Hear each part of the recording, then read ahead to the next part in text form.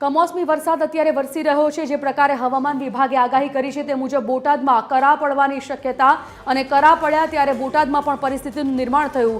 બોટાદમાં ભારે પવન સાથે એક હોર્ડિંગ્સ ધરાશયી થયું હોવાના સમાચાર આપ દ્રશ્યમાં જોઈ શકો છો। બોર્ડ ધરાશયીનો લાઈવ વિડીયો। શહેરમાં કડાકા ભડાકા અને જોરદાર પવન સાથે કમોસમી વરસાદની શરૂઆત થઈ છે। વાવાઝોડું એટલી હદે હતું કે બોર્ડ એટલે કે હોર્ડિંગ્સ ધરાશયી થઈ ગયું હતું। જો કે સદનસીબે ત્યાંથી અવરજવર કોઈની નહોતી, તેના કારણે કોઈ પણ નુકસાની થવાથી ટળી છે। ધરાશયી શહેરના ગઢડા રોડ પર આવેલ કેબિનના પતરા પણ ઉડી ગયા છે અને બોટાદમાં ભારે પવનના કારણે એક હોર્ડિંગ્સ ધરાશયી થઈ ગયું છે।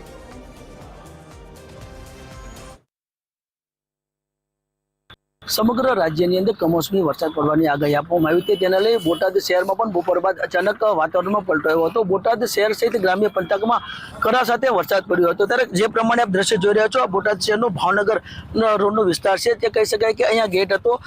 કહી શકાય કે મિની વાવાઝોડાના દ્રશ્યોને લઈ આ ગેટ ધરાશય થયો હતો। ગેટ ધરાશય થવાના કારણે કહી શકાય કે આ વિસ્તાર થોડા સમય માટે બ્લોક કરવામાં આવ્યો હતો અને ટ્રાફિક જામના દ્રશ્યો પણ સર્જાયા હતા। ત્યારે ફાયર બ્રિગેડને જાણ થતાં તે ફાયર બ્રિગેડની ટીમ ઘટના સ્થળે પહોંચી હતી અને ગેટને રોડ ઉપરથી હટાવવાની કામગીરી હાથ ધરવામાં આવી હતી। ત્યારે કહી શકાય કે જે પ્રમાણે હવામાન વિભાગ દ્વારા જે આગાહી આપવામાં આવી હતી તેને લઈ બોટાદ સહિત સમગ્ર પંથકમાં બપોર બાદ કમોસમી વરસાદ પડ્યો હતો।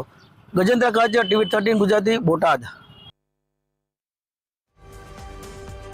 તો ભારે પવનને કારણે બોર્ડ ધરાશયી થઈ ગયું, હોર્ડિંગ્સ ધરાશયી થઈ ગયું, જેનો લાઈવ વિડીયો પણ આપ નિહાળી રહ્યા છો આપની ટીવી સ્ક્રીન પર। સદનસીબે તે વખતે આ રસ્તા પરથી કોઈ અવરજવર ન હોવાને કારણે નુકસાની ટળી છે, જાનમાલનું નુકસાન નથી થયું।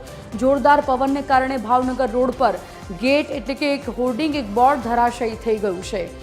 ભારે પવનની સાથે વરસાદની શરૂઆત થઈ ગઈ છે। બોટાદમાં કરા પણ પડ્યા છે ઘણા વિસ્તારોમાં।